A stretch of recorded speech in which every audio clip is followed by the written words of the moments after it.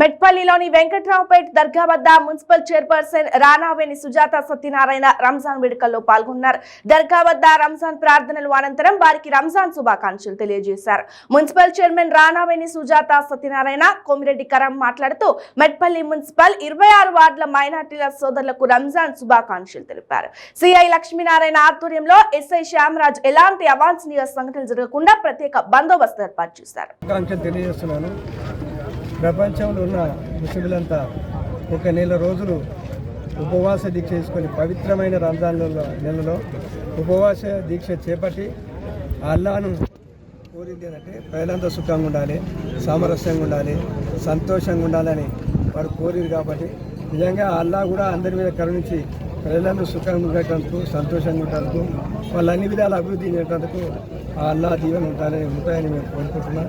అదేవిధంగా ఈ 30 రోజులు కూడా ఎందుకంటే అన్ని గ్రామాల్లో ఉన్న ముస్లింలు కూడా ప్రతి చోట కూడా వాళ్ళు ప్రార్థన చేసి అల్లాను కోరుకున్న అల్లాను ప్రార్థించింది. కాబట్టి అల్లా కన్నా తప్పకుండా రంజాన్ నెల పవిత్రమైన నెల.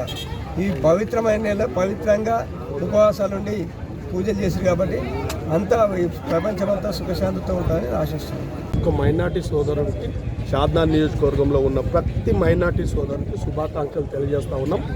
ఏదేమైనా భగవంతుడు అల్లా అందరూ ఒక్కటే కాబట్టి మన భారతదేశంలో నివసించే వారందరికీ అల్లా చక్కగా చూడాలని చెప్పి కూడా ప్రార్థిస్తాం. శుభాకాంక్షలు తెలియజేస్తూ ఉన్నాను.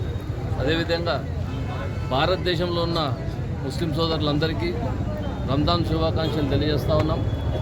ఎందుకంటే శాంతియుతంగా ప్రపంచంలో లేనన్ని కులాలు మతాలు భారతదేశంలో ఉన్నా ఏ రోజు కూడా మరి మతాలు కానీ కులాలు కానీ అలా వేరే కాకుండా అందరినీ కలుపుకోయే గుణం ముస్లింల దగ్గర కూడా ఉంది, హిందువుల దగ్గర కూడా ఉంది.